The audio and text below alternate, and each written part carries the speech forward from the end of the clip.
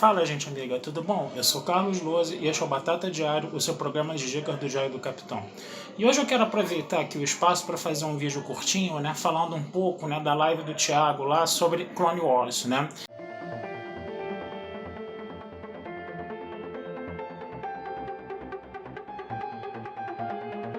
O pessoal lá que estava debatendo Clone Wars teve uma visão um pouco crítica sobre os 3 arcos do filme, Eles elogiaram bastante o arco final do filme, que deu o desfecho à série, mas eles tiveram uma opinião que os 2 primeiros arcos teriam sido ali uma espécie de barriga, teriam sido meio fora de contexto ali, coisa e tal.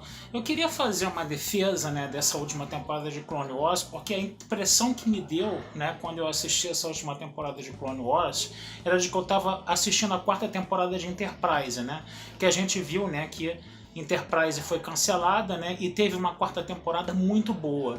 E eu confesso a vocês que eu gostei bastante de Clone Wars também, e inclusive os 3 arcos, O primeiro arco, que falava um pouco daqueles clones ali um pouco defeituosos, que tinham características individuais muito próprias ali, no caso, que eles eram um pouco diferentes dos outros clones que a gente vê em batalha, eu achei um arco interessante, E o que acontece? Ele dá margem para você, entendeu? Continuar a história daqueles clones ali um pouco defeituosos, daqueles clones com características muito próprias, Isso poderia ser muito bem aproveitado pela literatura, que a literatura de Guerra nas Estrelas é craque, E principalmente o universo expandido, Mas ele é craque, em preencher essas lacunas, preencher esses buracos, então daria um ótimo livro sobre esses clones aí, no caso, E é interessante também a gente perceber que no outro arco, que era o arco da Ahsoka Tano com as 2 irmãs, a gente está vendo ali uma situação de como a Ahsoka Tano levaria a sua vida, de como ela se viraria fora da Ordem Jedi, e tendo que conviver com 2 irmãs que vivem nas profundezas de Coruscant, e Coruscant, que a gente sabe que quanto mais para baixo você vai, menor é o nível social das pessoas, uma área periférica, uma área discriminada, e ali essas pessoas que vivem nessas profundezas de Coruscant, elas acabam vendo os Jedi mais como uma elite ali, que traz a guerra, que não faz nada de positivo para aquelas pessoas que vivem ali naqueles estratos sociais mais baixos. Então a gente vê a Ahsoka Tano tendo que conviver com isso, tendo que ajudar essas 2 irmãs, cometendo erros, ela não é uma espécie de Mary Sue, ela está ali junto com as 2 irmãs, tentando se virar ali para poder levar a vida, coisa e tal, ela está cometendo erros, e está vivendo e aprendendo, O que é muito importante para essa personagem, que foi uma personagem que foi muito bem construída ao longo de todas as 6 temporadas de Clone Wars, E essa experiência dela com essas 2 irmãs eu achei que foi um arco muito interessante nessa maturação da personagem, nesse crescimento da personagem, Que é uma coisa que também pode ser aproveitada pela literatura. Você pode fazer livros sobre a Ahsoka Tano com essas 2 irmãs, depois que acabou todo esse arco, E o arco principal, que foi realmente bem cinematográfico, foi realmente muito bom. Toda aquela parte, todo aquele relacionamento entre a Ahsoka Tano e o Darth Maul, foi muito interessante, foi muito legal de se ver, E toda aquela coisa também da Ordem 66 ser colocada, Aliás, esse arco final ocorrer em paralelo com o episódio 3, foi uma coisa muito legal que a gente viu na história.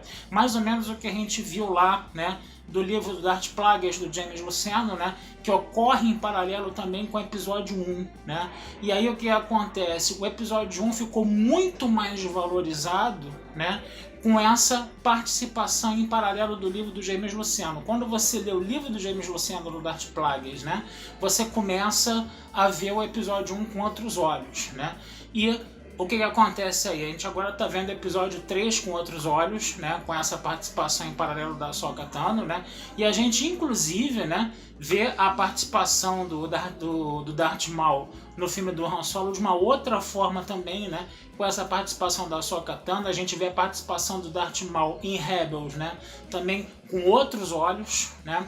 Então é muito interessante você ver como essa última temporada de Clone Wars, né, ela ajudou, né, a enriquecer o universo de Guerra nas Estrelas um pouco melhor. Não é à toa que o Dave Filoni, né, que estava junto com Jon Favreau e Mandaloriano, né, tá trabalhando aí, né, na produção dessa última temporada. Então, a minha impressão, ela foi a mais positiva possível, tá? Eu realmente enxergo Guerra nas Estrelas de uma forma um pouco diferente, entendeu? Dos meus colegas ali, dos meus amigos ali, tá?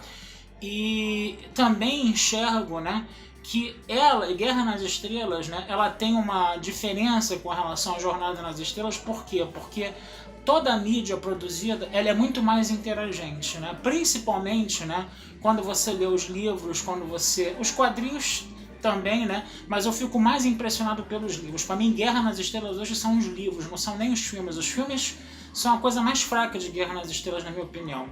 A literatura, ela é muito mais forte, porque ela é escrita por fãs. E tem muita gente escrevendo sobre muita coisa.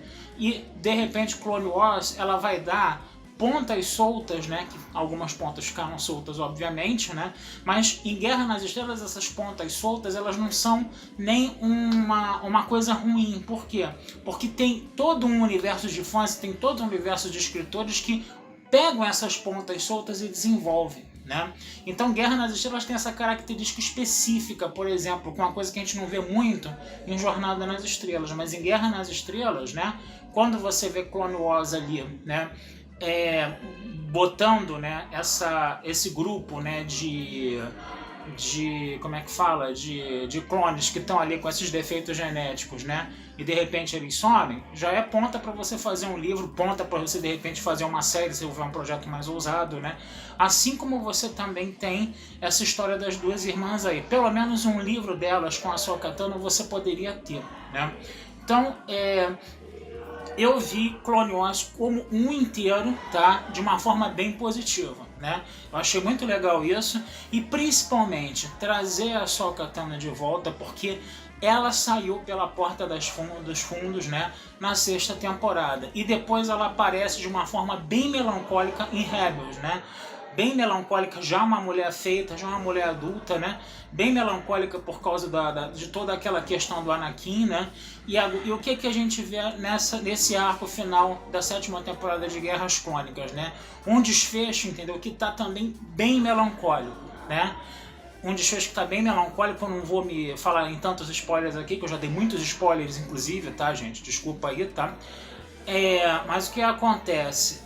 Essa coisa, né, de você dar um desfecho mais digno para Ahsoka Tano, que termina de uma forma melancólica na 7ª temporada de Clone Wars, que carrega essa melancolia, né, porque a gente viu na aparição de Ahsoka Tano em Rebels, tá certo?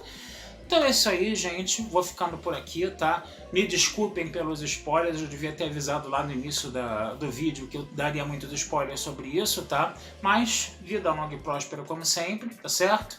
E não deixem de curtir a Batata Espacial e o Diário do Capitão nas redes sociais, né? É sempre bom a gente, às vezes, quando a gente tem uma certa diversidade de opiniões, a gente expor uma outra opinião, um outro ponto de vista aqui, né? Respeitando lá o Fernando, respeitando o Thiago, respeitando a Lê lá, mas é legal a gente colocar, né, as coisas sobre outro ponto de vista, sobre outro aspecto, né, para a discussão ficar mais rica, tá certo? Um abração, fui e até a próxima.